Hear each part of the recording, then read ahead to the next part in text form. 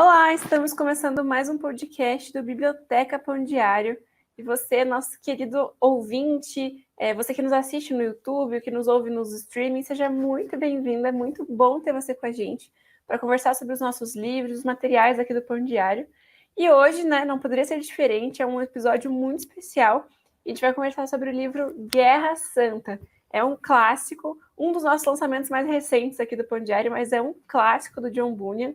E nós temos duas pessoas muito especiais e muito interessantes para conversar aqui com a gente, que é a Daisy, que fez toda a tradução e a questão editorial do livro, e o Aaron, que é um fã e um leitor assíduo do Guerra Santa. Então eu vou pedir que vocês se apresentem, por favor. Bom, eu sou a Daisy, né? Alguns de vocês já me conhecem de outros episódios que eu já fiz parte. Trabalhei, né, como coordenadora do editorial do Pão Diário, hoje eu sou consultora, e esse livro Guerra Santa aqui eu tive realmente bastante envolvida nele. Amo por várias razões, e a gente vai saber ao longo da nossa conversa.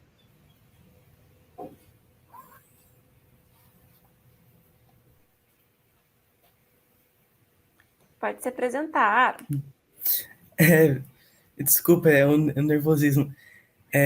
Mas o meu nome é Aaron, eu tenho 15 anos e eu conheci o livro pela minha irmã, que ela participou de um clube de leitura aqui perto do Pão Diário, que eu moro aqui perto, e ela falou que a editora Pão Diário estava lançando esse livro do John Bunyan, que eu já conhecia o livro Peregrino, já tinha lido, e eu achei interessante justamente o nome, né?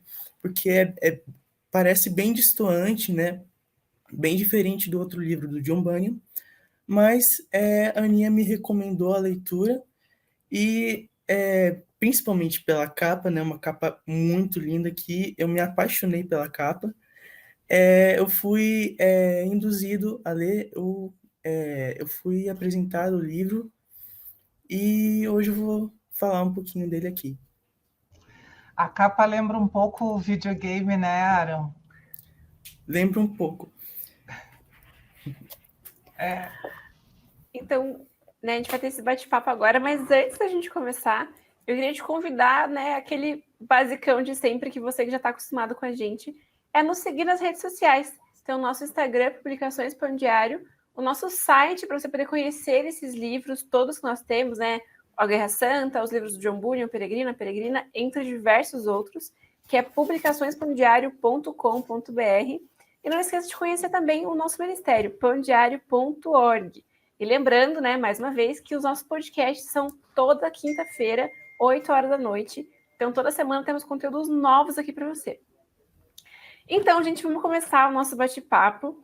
E, Guerra Santa é um livro muito conhecido, mas sempre tem alguém que não conhece. Então, Deise, eu queria que você desse uma geralzinha sobre qual que é a história do livro e quem foi o John Bunyan.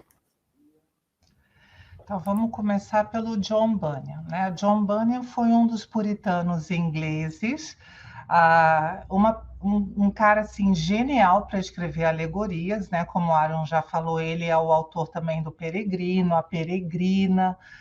Ele tem até um livro a respeito o testemunho de conversão dele, e foi uma coisa assim bem. Ele foi criado dentro de igreja, né? Mas ele teve que passar pelo processo de conversão e foi ouvindo conversa de duas senhoras. Depois de um domingo, ele está participando de jogos de esportes, né?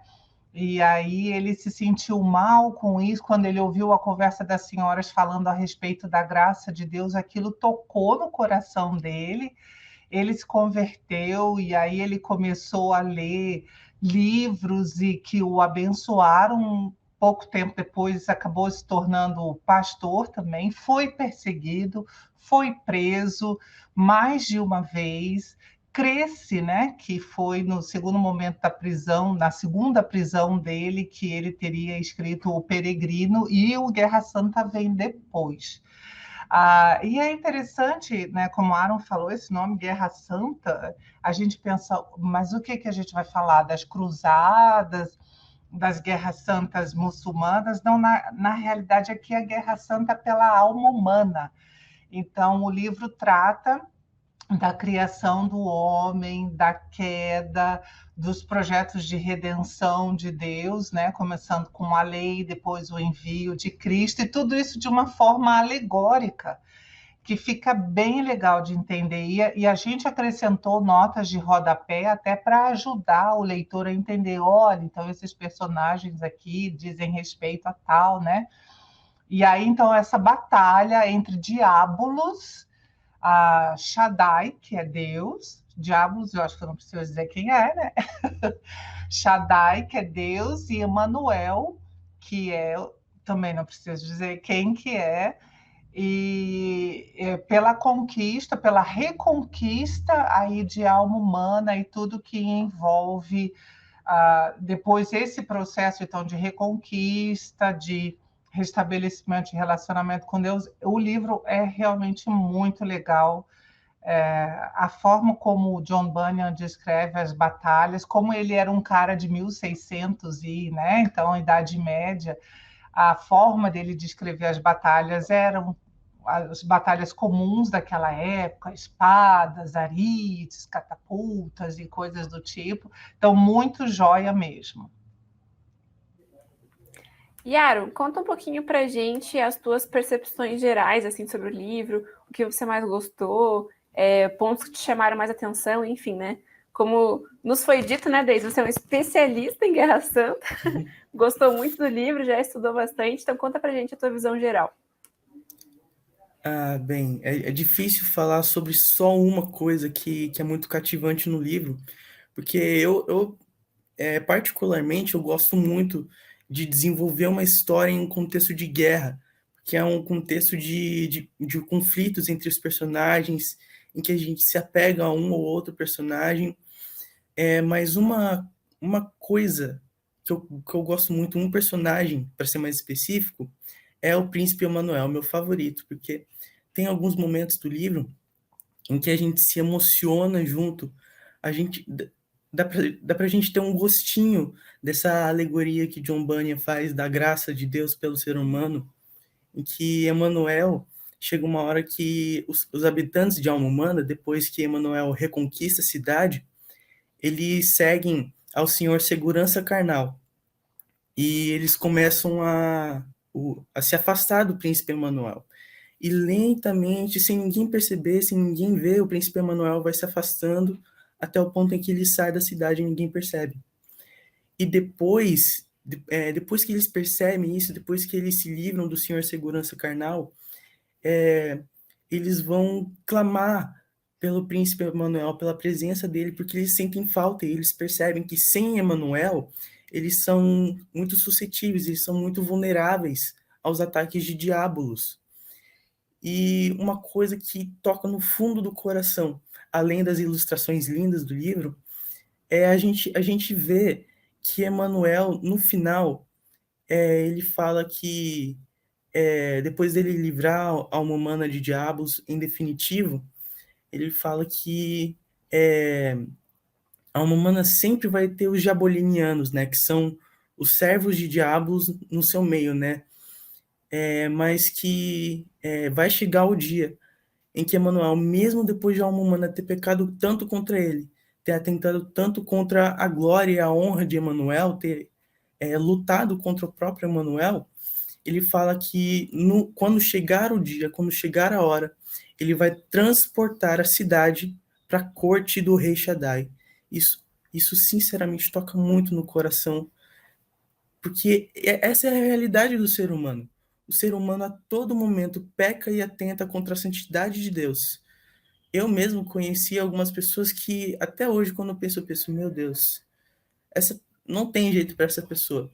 E mesmo assim, Deus estende a graça e a misericórdia dele para as pessoas que a gente pensa serem as pessoas mais terríveis, as pessoas que não se importam, que não buscam, que não querem ser salvas, que não querem ser corrigidas dos seus caminhos de pecados, que não querem viver uma vida melhor, uma vida em que os princípios morais que estão na Bíblia valem e regem a vida da pessoa.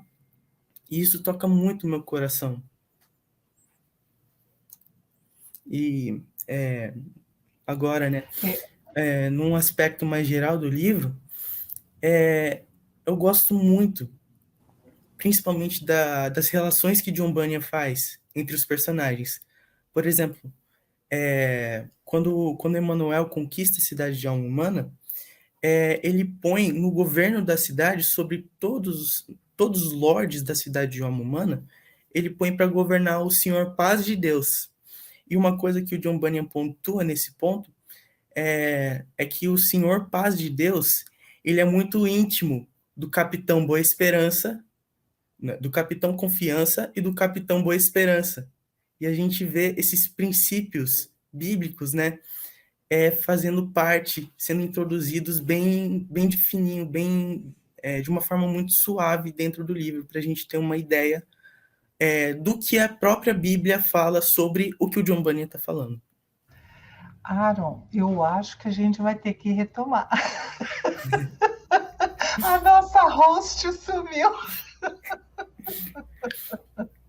Vamos esperar, não sei o que eles vão dar de instrução para a gente agora aí, que ela realmente sumiu. Ó, tá voltando. Deu um probleminha aqui, desculpa. Eu falei, o Aaron terminou toda a fala dele, tá? Eu consegui ouvir vocês, eu consegui até, tipo, trocar a tua tela aqui, né? Só que daí eu simplesmente, tipo, removeu, mas não fechou. Eu não sei o que aconteceu, mas deu tudo certo. Bom, mas a fala do Aaron, então, então ela continua toda, né? Ou ele precisa retomar alguma coisa Não. por causa de você ter desaparecido? Não, pode tocar. Ah, então tá bom. Então, ok. Então ele terminou a fala dele, agora você dirige. Peraí, eu vou me tirar daqui para não dar bug na imagem, depois, tipo, o corte. Aí, se você quiser aí já, tipo, ir pro seu comentário, Daisy, que daí eu reapareço do ladinho sem dar problema. Tá bom. Tá bom? Tá bom. Então, peraí. Mas você ouve a gente, mesmo se você se retirando, você ouve. É que deu... consigo. Então, beleza. Então, Aaron, você estava falando ali a respeito do segurança carnal, né? Só explicando para o leitor, né, os momentos, então, do livro, porque o livro tem momentos diferentes da caminhada de alma humana com Jesus, com Emanuel. Foi... Acho que pode só recomeçar, Daisy, por favor. Ficou bem alto. Tá, tudo bem, sem problema. Então, Aaron, desculpa, vamos voltar de novo, tá, pessoal? Então, Aaron, você comentou a respeito ali do segurança carnal, né, que a alma humana começa a ouvir depois que Emanuel restabelece o reinado dele ali. Deixa eu só explicar para o leitor, então, primeiro, antes da gente falar desse segurança carnal, porque, gente, o livro ele é bem interessante porque ele é um livro que aborda muito a questão teológica, mas de uma forma alegórica. Ele vai falar rapidamente, tá, da criação, como Deus criou a alma humana, e é muito bonito. Aí ele descreve os personagens são as nossas características. Por exemplo, alguns personagens que morrem desde o começo, desde que o Diabolos faz o ataque à alma humana. Capitão Resistência e a Inocência morre. Mas aí tem o Capitão Arbítrio,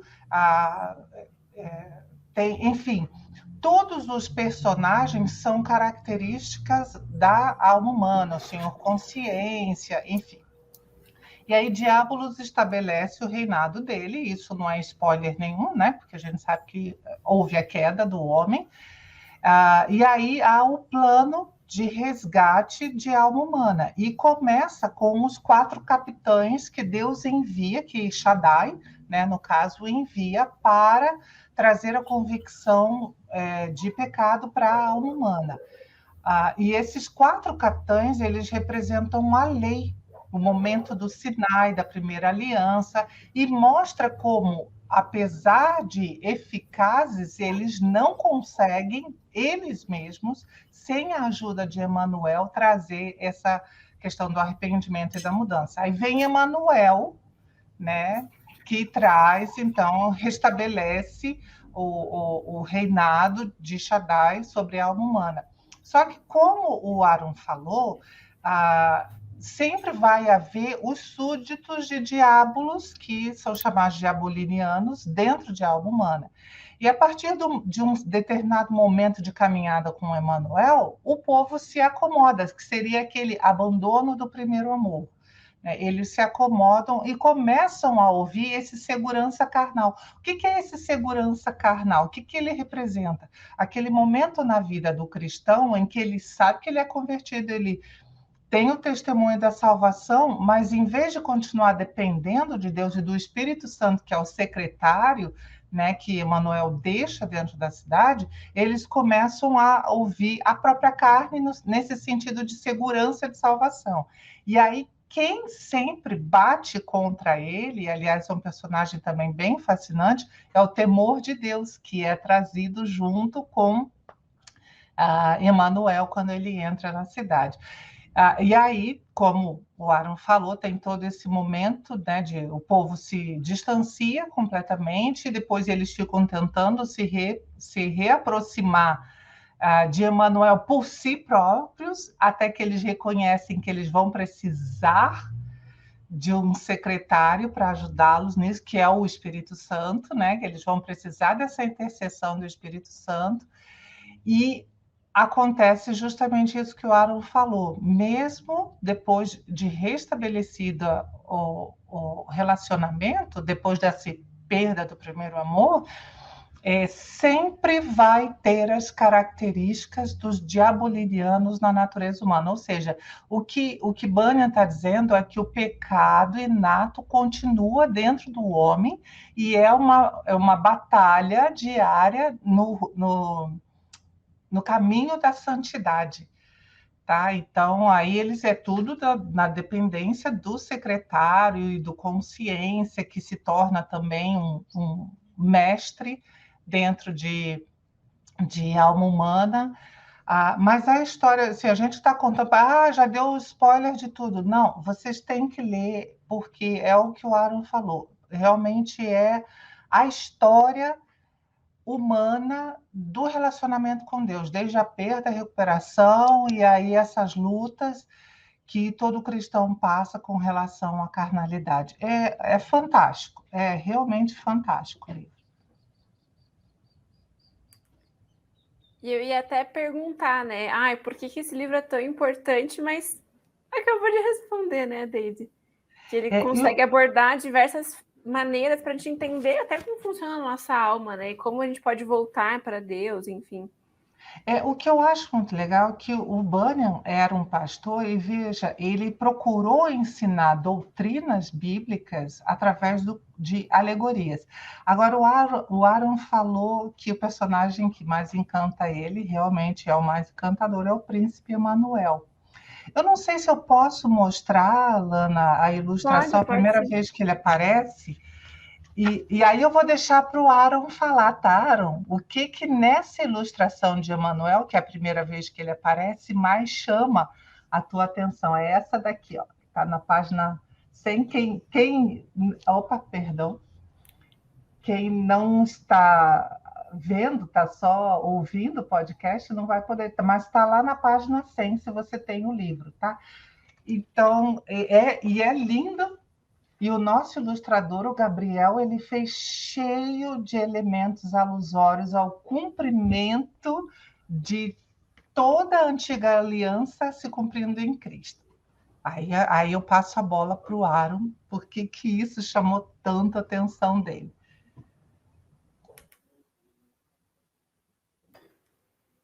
Então, essa ilustração em especial, ela me chamou muito a atenção, porque aqui, a coroa do príncipe Emmanuel, ela não vai no topo da cabeça, ela não se projeta acima da cabeça. Ela vai justamente nessa faixa aqui da testa. E ela lembra o quê? Que Jesus vestiu na cruz? Uma coroa de espinhos.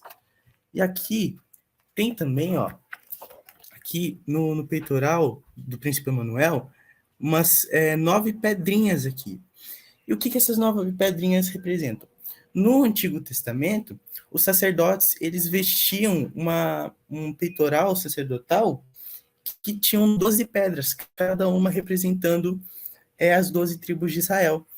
E aqui, como diz o livro de Hebreus, o livro de Hebreus fala sobre o sacerdócio de Cristo segundo a ordem de Melquisedeque, porque Melquisedeque não teve princípio, ninguém sabe de onde ele veio, e ele não teve fim, ninguém sabe quando que acabou o reinado e sacerdócio de Melquisedeque. Por isso, Jesus é o nosso sacerdote eterno, sacerdote perfeito, porque Arão e os sacerdotes precisavam fazer constantemente expiação pelos seus pecados.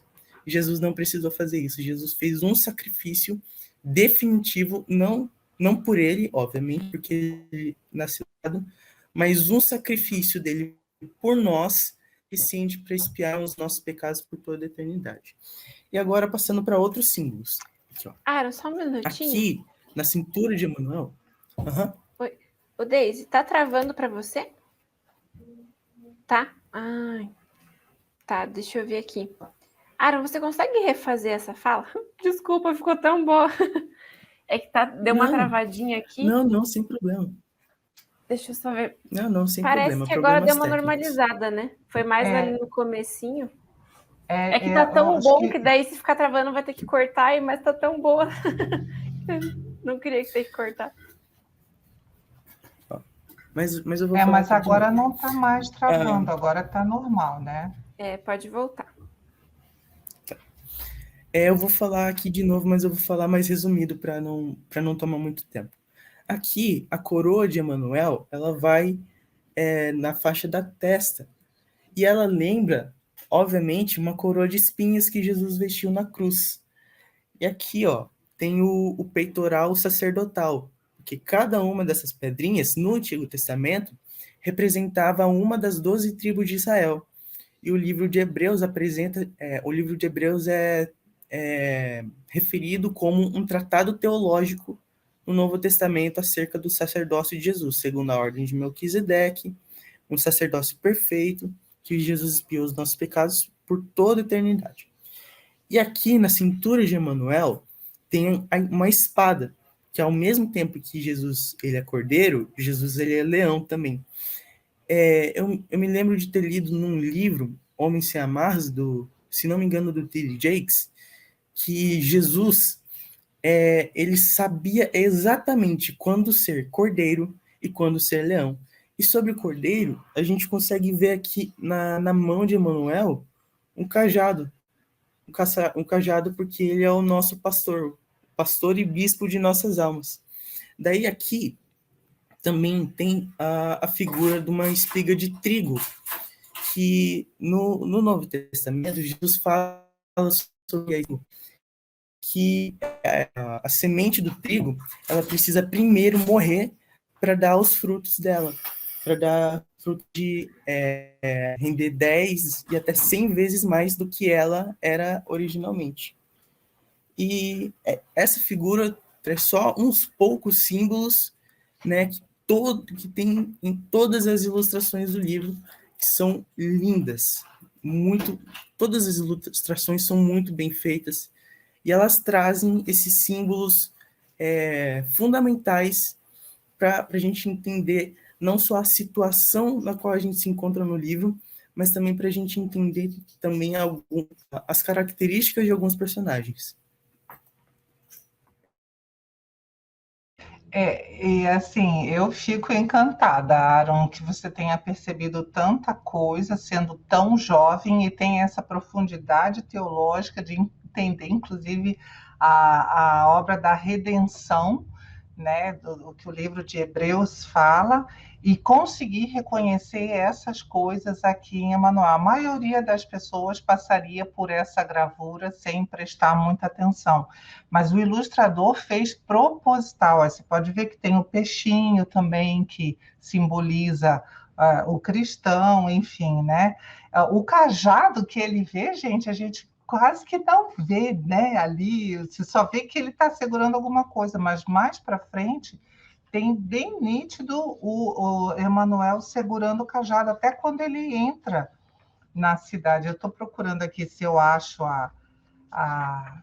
a imagem, mas realmente é muito bonita. Agora,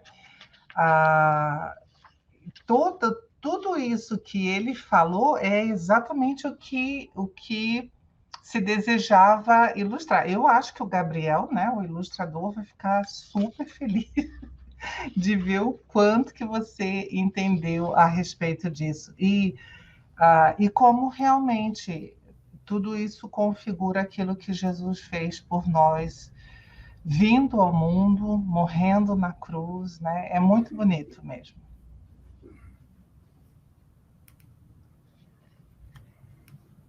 Tem tanta coisa para a gente conversar sobre esse livro, né? Que se deixar, poderia ser um podcast de 2, 3 horas, né, Daisy?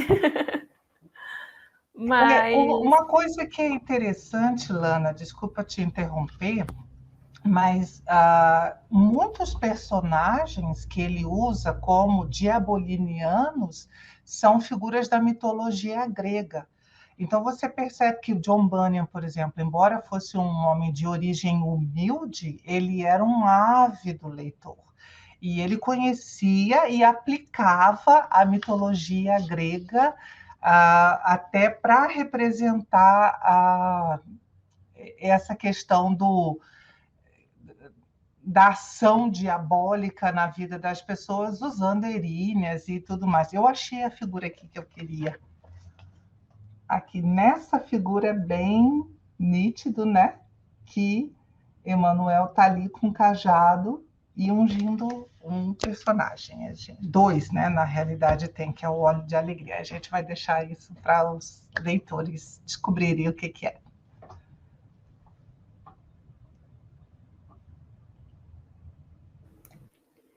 E agora, então, eu queria perguntar para vocês, já falaram, né, de tantos detalhes do livro, mas quais são os trechos favoritos, assim? Pode ser, até se quiser ler um pedacinho, né, mostrar alguma cena específica, que, assim, que arrebata o coração. Eu sei que o Aaron já citou, né, algumas também, mas quais outros trechos vocês acham legal, assim, de destacar para o pessoal conhecer melhor? Olha o problema. Vários post-its. São vários trechos, né? Mas eu vou fazer o seguinte, eu acho que é legal o Aaron falar, embora, como você disse, ele já falou alguma coisa, né? Vamos deixar o Aaron falar. Mesmo que você não lembre, tá, Aaron, a página, eu marquei aqui sem problema nenhum, mas você pode falar daquilo que você lembra. Tá bom. Um trecho que eu gosto bastante é justamente a parte em que Emmanuel luta para poder conquistar a alma humana, em que ele chama, se não me engano, o capitão execução, se não me engano, tem os 4 capitães, e tem um momento em que Emmanuel põe uma bandeira preta, se não me engano, na colina da justiça, que é e outra bandeira branca na colina da misericórdia, e a alma humana está bem no meio dessas duas. E uma coisa que me chama a atenção nessa ilustração que o John Bunyan faz é que o judaísmo, eles têm uma ideia que é a seguinte: Deus governa o mundo sobre 2 aspectos, a justiça e a misericórdia, porque sem a misericórdia ninguém se salvaria, e sem a justiça Deus não seria perfeito. Então, a alma humana se situa bem no meio, bem no encontro da justiça e da misericórdia, que a gente conhece como graça, que mesmo que a alma humana estivesse resistindo a todo custo, com tudo que ela podia resistir ao domínio de Emmanuel, no final, Emmanuel ainda assim continua dando graça para a cidade de alma humana. E uma coisa que me chama a atenção é que no começo do livro, quando Emmanuel discute com seu pai, Shaddai, sobre como eles iriam reconquistar a alma humana, John Bunyan fala que eles discutiam um modo de recuperar a alma humana que traria glória e honra ao nome deles. E isso me chama muita atenção. Esses são 2 trechos que eu gosto bastante. Eu tenho aqui, logo no começo, porque a alma humana ela é cercada por muralhas e ela tem 5 portões, e os 5 portões são os 5 sentidos, né? E logo no começo, na página 17, quando está descrevendo as muralhas, diz assim: as muralhas da cidade eram bem construídas, tão forte e firmemente entretecidas e compactadas, que, se não fosse pelos próprios cidadãos, jamais seriam abaladas ou derrubadas para sempre. Aqui está a maravilhosa sabedoria daquele que edificou a alma humana. As muralhas nunca poderiam ser derrubadas ou danificadas pelo potentado mais valente e hostil, a menos que os cidadãos consentissem. Então, a gente percebe que Diabolos, e é a ilustração ali do Éden mesmo, né? Ele vai com os argumentos dele para onde? Para o portão audição. E é interessante que quando Emanuel chega, primeiro os capitães chegam e o Emanuel chega, eles vão no mesmo portão, a audição, porque Romanos 10 fala, né, que a fé vem pelo ouvir. Então é isso que o Bunyan está ilustrando, é mais do que porque os olhos não conseguem ver, né? Então a fé tem que vir realmente pelo ouvir. E tanto o ataque de Diabolos quanto a aproximação dos capitães e depois de Emanuel é pelo mesmo portão. E só tem um jeito de derrubar, é os moradores da cidade, ou seja, a própria alma humana se abrindo para essas duas intervenções. Então, essa é uma parte que realmente me toca bastante.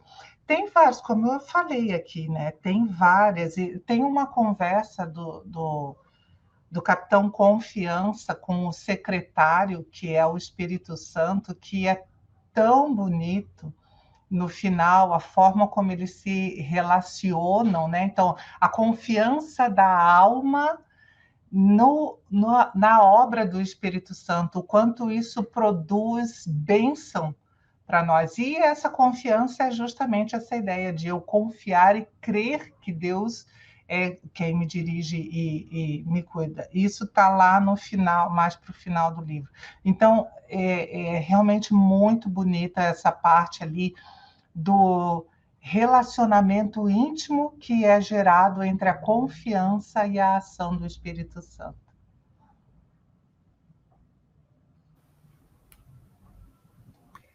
Enfim, esse livro é cheio de detalhes, né? E, enfim, acho que realmente só lendo para poder saber. E realmente, né, parece um jabá aqui, né, do Ministério, da editora, mas realmente é um livro muito rico de detalhes que você precisa conhecer. Então, acesse o nosso site, publicaçõespandiário.com.br, compre esse exemplar. Se quiser, compre mais alguns para dar de presente, porque realmente é um livro muito rico. Mas antes da gente encerrar, eu queria pedir para vocês falarem algumas considerações finais. Para quem não conhece o livro, assim, né? Já falamos tanto, já falaram tantas coisas, mas algumas considerações finais para quem não conhece o livro, para incentivar a conhecer e ter essa experiência de leitura dessa obra do John Bunyan. Aaron, se quiser começar, fica à vontade. Bem, o que eu posso dizer sobre o livro? O livro, ele representa com figuras muito, não tão próximas da gente, né? Porque nós temos uma distância temporal também do autor, mas ele mostra de uma forma muito clara a realidade do cristão, a realidade do ser humano em relação a Deus. Porque toda a cidade de alma humana, ela foi construída com o propósito de ser morada do Rei Shaddai, de ser a habitação de Deus em nosso coração. Só que nós escolhemos Satanás, né? Escolhemos o pecado para que nós pudéssemos, né, governar o mundo aos nossos próprios olhos, o que não deu muito certo, né? O que nós vemos até hoje. Todos os dias nós somos molestados por diversas coisas, por coisas pequenas que parecem ser irrelevantes aos nossos olhos, né? Até coisas mais, até coisas maiores, né? E esse livro, Guerra Santa, ele ajuda a gente a entender muito bem como que funciona esses ataques do maligno ao nosso coração. E ele mostra também, não só os ataques, mas ele mostra também como se defender desses ataques. Tem um momento aqui do livro em que tem uma ilustração em que tem um diaboliniano tentando se infiltrar na cidade e ele tenta se tornar servo de um dos lordes, de um dos homens proeminentes de alma humana. E esse homem que esse diaboliniano escolheu para se tornar servo é o Senhor Temor de Deus. E vendo a ilustração, pela primeira vez na minha vida, eu entendi o versículo, que o princípio da sabedoria é o temor de Deus. Por que o temor de Deus é o princípio da sabedoria? Na ilustração, o Senhor Temor de Deus, ele aparece primeiro ponderando, assim, ele é o único que parece considerar tomar aquele diaboliniano para ser servo, né? Porque ele não sabia que era diaboliniano. Daí que me veio à mente, meu Deus, o temor a Deus é o princípio da sabedoria, porque ele faz a gente ponderar sobre que tipo de atitudes nós devemos tomar para nós não sairmos do nosso caminho. Por exemplo, a gente vê qualquer conteúdo não cristão, qualquer livro que possa tentar, que a gente possa, que possam ter princípios contrários ao que a gente acredita, e a gente tem que primeiro se perguntar, será que Deus quer que eu leia isso? Será que isso vai me edificar? Será que isso não vai me trazer para um caminho errado? E esse é só um dos acontecimentos do livro que ajudam a gente a entender essa dinâmica do cristão. Então, é óbvio que não substitui a Bíblia, mas o livro ele mostra para a gente com muita clareza a nossa vida, a nossa batalha diária até o momento da gente estar com Cristo na glória, até o momento em que Jesus vai nos levar até a corte do rei.